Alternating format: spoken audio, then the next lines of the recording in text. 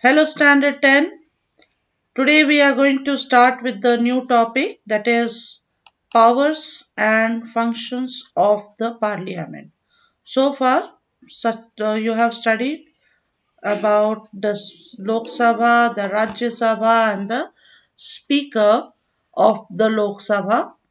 Today you are going to study about powers and functions of the parliament. Okay, so Parliament has got a series of functions. So it comes under the heading the legislative power, control over the executive, judicial function, control over the finance of the country, and electoral function. So these are the following a different head. You can say that the main duties of the Indian Parliament can be discussed under following heads. Okay, the legislative. So in your exam, you may get what are the legislative power, control over the executive, what are the judicial functions, control over the finance of the country, and electoral function. So let's begin with the legislative power. In today's video, I'll be explaining only two powers. One is legislative powers and control over the executive. So legislative, the main work of the parliament is to make law. Parliament makes a law. It frames new laws and amends or repeal them. Okay. And it makes a law on the subject 97 subjects which are mentioned in the union list, and it also has got a residuary power. Okay. The parliament also has got residuary power. Now what is residuary power?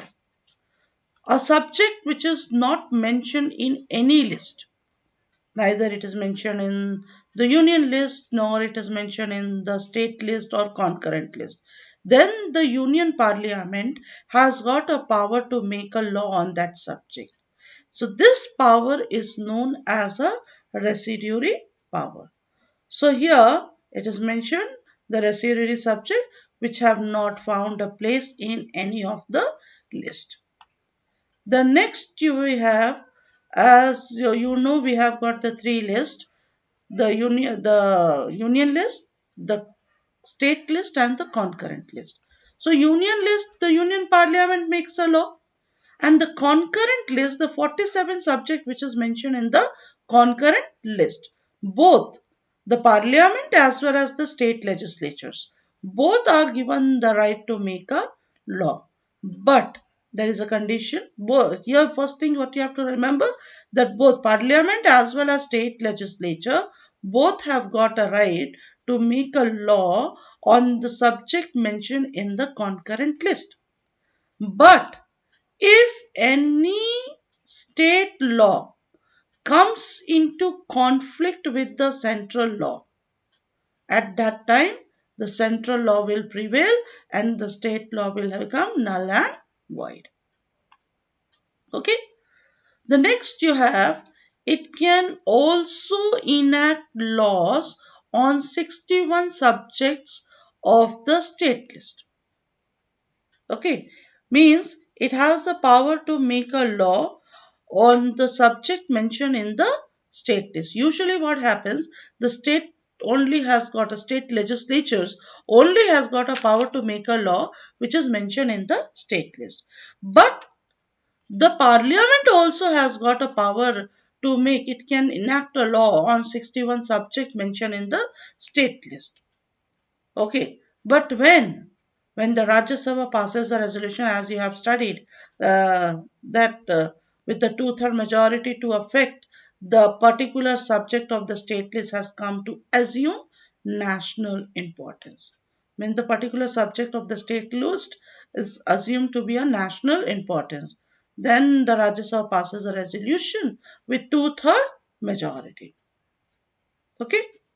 Second, you have to remember, two or more than two states, they can request the center to pass a law for them on one or more subjects mutually agreed upon by them. Means request of two or more states. They request to whom? To the center on one subject or more than one subjects. Okay. Third, in case if there is a state of national emergency, which is proclaimed by the president. So during the time of national emergency, the parliament makes a law mentioned in the state list. And fourth, which you have to remember, the president takes over the administration of the state on the breakdown of the constitutional machinery in the state. So suppose there is a state emergency. So in that case also, the for particular state, the laws are made by the parliament. Okay. Next, you have the Union Parliament. The Union Parliament has the sole right. Sole right means the only right to amend the constitution. Okay. So, although in certain cases these amendments should also be ratified by a majority of the state. So, state can in no case initiate an amendment to the constitution. It is only the Union Parliament. So as I told you, the Union Parliament also make a law on residuary subject. As it is already explained to you that the subject which is not there in any list, the Union Parliament makes a law on that subject. Okay. Then you have ordinances. Okay. So who issue ordinances? President. Okay. But it must be approved by the Parliament within how many weeks? Within 6 weeks after the session has begun. Okay. Emergency proclamation made by the president must be approved by the parliament. Okay. Means the president cannot call the emergency until unless it is not approved by the parliament. So these are the legislative powers which you studied, where you studied about the parliament makes a law or subject mentioned in the union list. It also makes a law on the subject mentioned in the concurrent list and also has a power to enact law on the 61 subject mentioned in the state list. Has a power to amend the constitution. Also has a power to make a law on residuary subjects. Okay.